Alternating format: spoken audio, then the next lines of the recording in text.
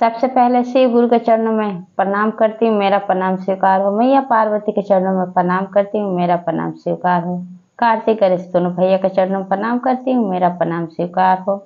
हरिंदर भैया नीलम दीदी के चरणों में प्रणाम करती हूँ, मेरा प्रणाम स्वीकार हो। आप सभी गुरु भाई बहन के चरणों में प्रणाम करती हूँ, मेरा प्रणाम स्वीकार हो। और महादेव से दया मांगती हूँ कि हे महादेव, जितने मेरे गुरु भाई बहन हैं सबका रुका हुआ काम बनाइए, सब पे दया कीजिए, पल पल दया कीजिए। आज मैं जो कथा आप लोग को सुनाने जा रही हूँ, भगवान के भरोसे रहने वाला भक्त की कथा सुनाने जा रही हूँ। कथा बहुत सुंदर है, शुरू से अंत तक सुनिए। कथा अच्छा लगे तो मेरे वीडियो को लाइक कीजिए। अगर आप लोग मेरे चैनल पर नए हैं तो चैनल को सब्सक्राइब कीजिए, घंटी के निशान को जरूर प्रेस कीजिए ताकि कोई भी कथा डाले आप लोग पास आसानी से पहुंच जाए। रोज महादेव का नया नया चर्चा सुन सके, महादेव से जुड़ सके। दोस्तों में, रिश्तेदारों में शेयर कीजिए। कमेंट बॉक्स में हर महादेव जरूर लिखिए। भगवान का नाम बोलने से, लिखने सुनने से सारी कष्ट, सारी परेशानियां दूर होती है।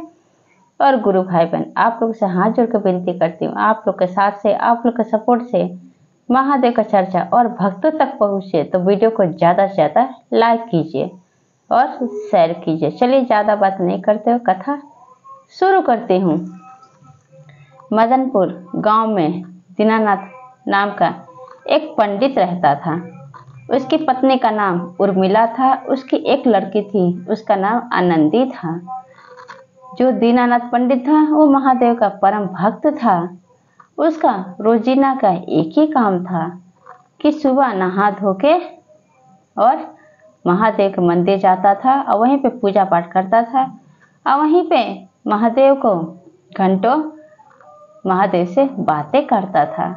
उसके घर में कोई चीज की जरूरत होती, उसकी पत्नी उर्मिला एक पर्ची बना के दे देती थी। घर में कोई भी राशन की कमी होता था तो पर्ची बना के दे देती थी और वो पर्ची ले जाके दीनानाथ पंडित महादेव के चरणों में उसको समर्पित कर देता, वहां पे चढ़ावा चढ़ा देता था पर्ची को।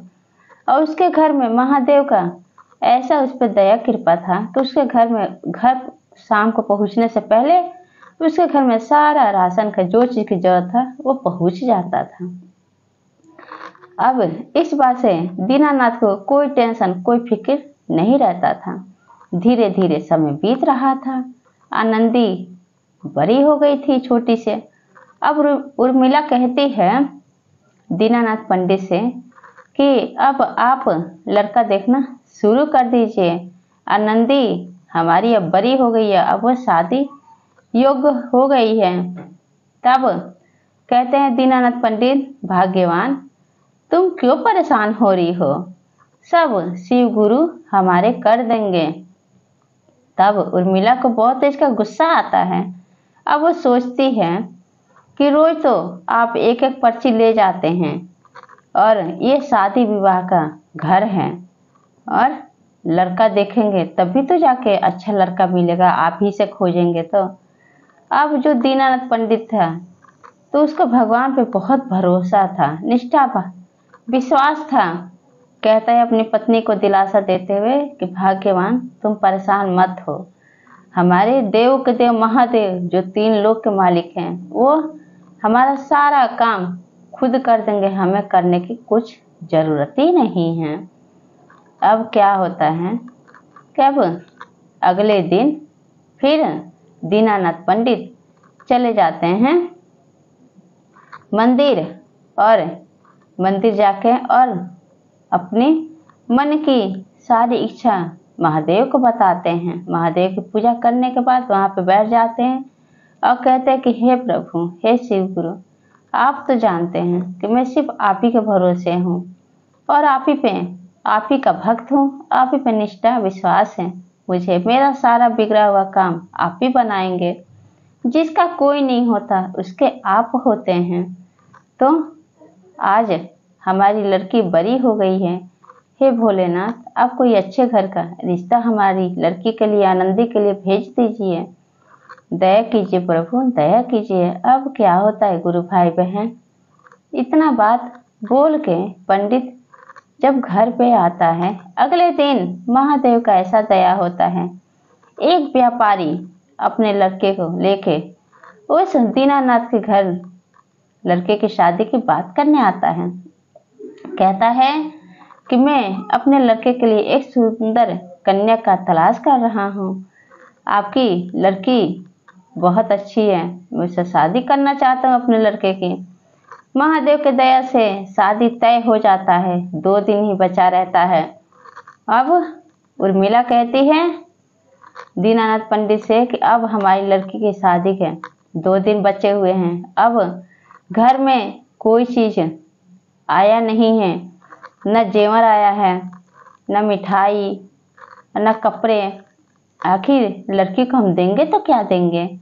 तभी दीनानाथ पंडित को कोई चिंता कोई फिक्र था ही नहीं। कहते हैं अपनी पत्नी से कि हे भाग्यवान, तुम परेशान मत हो, सब शिव गुरु हमारे कर देंगे। देव के देव महादेव हमारी सारी इच्छाएं पूरी करेंगे।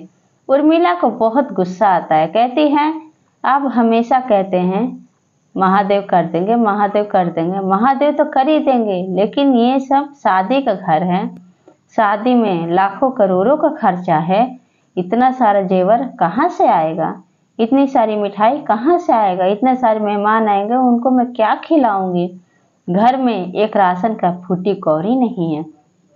इतना बात बोल देती है। कहते हैं दीनानाथ पंडित, तुम्हें जो चीज की जरूरत है तुम मुझे एक पर्ची बना के दे दो। सब दीना तो एक एक पर्ची बना कर देती थी उर्मिला दीनानाथ के पंडिताइन, लेकिन उस दिन उसको 5 पर्ची देती है। शादी के सारा जितना खर्चा होता है सारा खर्चे का पर्ची थमा देती है दीनानाथ पंडित के हाथ में। पंडित जी वो पर्ची को लेकर मंदिर चले जाते हैं। वहाँ पूजा पाठ करके महादेव के चरणों में 5 पर्ची वहाँ पे चढ़ाव में चढ़ा देते। कहते हैं कि हे प्रभु, हे महादेव, आप मेरी लाज बचाइए। हमारी लड़की का शादी तय हो गया है, 2 दिन ही बचा है, कैसे करे उसकी शादी। अब आप ही हैं, हमें कोई रास्ता दिखाइए। आप तो जानते हैं कि मैं सिर्फ आप ही के भरोसे रहता हूँ। मैं तो कोई काम करता नहीं हूँ, मैं तो खुद एक निकम्मा हूँ। मुझे कुछ आता नहीं है काम, सिर्फ आपका पूजा पाठ करने आता है, आपका चर्चा करने आता है और आपसे बातें करने आता है। अभी इतना बात ये सब कर ही रहे थे पंडित जी दीनानाथ कि इधर इनके घर पे, दीनानाथ पंडित के घर पे एक धन्ना सेठ बड़ी सी कार से आ जाते हैं और आके और कहते हैं, उर्मिला पूछती है कि आप कौन हैं। तब धन्ना सेठ कहते हैं कि मुझे दीनानाथ पंडित जी पर्ची 5 देकर गए थे, उनकी लड़की की शादी है तो सामान के लिए पर्ची मुझे दिए थे, तो वही सारा सामान मैं लेकर आया हूँ। उर्मिला समझ नहीं पाती है कि वो धन्ना सेठ कोई और नहीं स्वयं महादेव हैं। कार से सारा सामान आता है, गाड़ी में सामान और सब भर के ला के वो धन्ना सेठ उनके घर में भर देते हैं दीनानाथ के। अब दीनानाथ शाम को मंदिर से जब घर आते हैं तो घर में क्या देखते कि घर में सब कुछ भरा हुआ है, राशन से लेके सोफा सेट, पलंग, कुर्सी, सब कुछ भरा था। जेवर से डब्बे डब्बे मिठाई और जेवर की कमी नहीं रहता है। अब पूछते हैं दीनानाथ पंडित अपनी पत्नी से कि ये बताओ कि ये सब कौन दे गया। उर्मिला कहती है आपको पता नहीं है, अब धन्ना सेठ को 5 पर्ची थमा के गए थे कि ये सामान मेरी लड़की की शादी में पहुंचा देना घर पे, तो वही धन्ना सेठ सारा सामान लेकर आए थे। अब महादेव की ये लीला देख के अब दीनानाथ पंडित कहते हैं कि हे भाग्यवान, तुम जैसा बेवकूफ तो कोई नहीं है। तब कहते हैं कि मैं बेवकूफ कैसे हो गई हूँ। तब कहते हैं कि वो कोई और नहीं, महादेव आए थे हमारे घर पे। मुझसे ज्यादा तो तुम भाग्यशाली हो कि महादेव का दर्शन तुम्हें हुए। मैं तो इतना रोज नित्य प्रतिदिन महादेव के मंदिर में पूजा पाठ करता हूँ, महादेव का चर्चा करता हूँ, महादेव का भक्त हूँ, लेकिन कभी महादेव मुझे दर्शन नहीं दिए। अब शादी की तैयारी तो सब हो जाती है। अब शादी के दिन अब दीनानाथ पंडित ठान लेते हैं, कहते हैं कि आज मैं जा रहा हूँ मंदिर, महादेव को अपने साथ लेकर ही आऊँगा अगर महादेव मेरी लड़की के शादी में नहीं आए तो मैं शादी में उपस्थित नहीं हो सकता। अपनी लड़की की शादी में मेरी लड़की ऐसे ही शादी करके विदा हो जाएगी। अब उर्मिला से बोल के दीनानाथ पंडित महादेव के मंदिर चले जाते हैं। वहीं पे हट लगा के बैठ जाते हैं और महादेव से झगड़ा करने लगते हैं कि महादेव, अगर आप हमारी सारी दुख परेशानियां कम कर दिए तो आज मैं अपनी लड़की के शादी में चाहता हूं कि आप पूरे परिवार मेरी लड़की की शादी में उपस्थित हो और मेरी बेटी और दामाद को अपना आशीर्वाद दीजिए। अब क्या होता है गुरु भाई बहन कि अब अपना हट छोड़ते नहीं है दीनानाथ पंडित। तब महादेव के मूर्ति से आवाज आता है कि हे पंडित दीनानाथ, तुम जाओ अपने घर, मैं सदैव तुम्हारे साथ रहता हूँ और मैं तुम्हारी लड़की की शादी में पहुँच जाऊँगा। फिर भी दीनानाथ पंडित को विश्वास नहीं होता है। उसको लगता है कि महादेव झूठ बोल रहे हैं। कहते हैं दीनानाथ पंडित कि नहीं महादेव, आप मुझसे झूठ बोल रहे हैं, आप मेरे साथ चलिए। तब महादेव वहाँ पे कहते गुरु भाई बहन कि कभी भी भगवान तो हमेशा भक्त के बस में रहते हैं। अब महादेव वहाँ प्रकट होते हैं और कहते हैं, जब देखते हैं दीनानाथ कि सच में महादेव प्रकट हो गए मेरे आंखों सामने, चरणों में गिर के और कहते हैं कि हे महादेव, आपने मेरी लाज बचा ली। एक गरीब पंडित की लड़की के विवाह के लिए कुछ भी नहीं था मेरे पास, सब कुछ भर दिया। मैं चाहता हूँ, मेरा इच्छा है कि आप मेरी लड़की के शादी में पूरा परिवार उपस्थित हो और मेरी बेटी दामाद को अपना आशीर्वाद प्रदान कीजिए। अब महादेव कहते हैं कि हे पंडित दीनानाथ, मैं सदैव तुम्हारे साथ हूँ और मैं सदैव तुम्हारे साथ चलता हूँ। तुम जाओ अपनी लड़की की शादी करो, मैं वहाँ उपस्थित हो जाऊँगा, मुझ पे विश्वास करो। इतना बात जब महादेव कहते हैं, इतना कह के अंतर्ध्यान हो जाते हैं। दीनानाथ पंडित अपने घर आ जाते हैं। अपने घर शादी में क्या देखते हैं कि जब घर पे पहुंचते तो देखते कि वही धन्ना सेठ अपनी पत्नी के साथ, अपने 2 बच्चों के साथ वहां पे मौजूद हैं।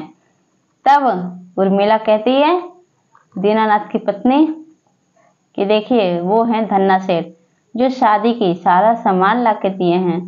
अब देख के दीनानाथ पंडित खुश हो जाते हैं और कहते हैं कि प्रभु, मैं समझ गया, आप ही हैं मैया पार्वती के साथ और कार्तिक गणेश के साथ आप हमारी लड़की की शादी में उपस्थित हुए हैं।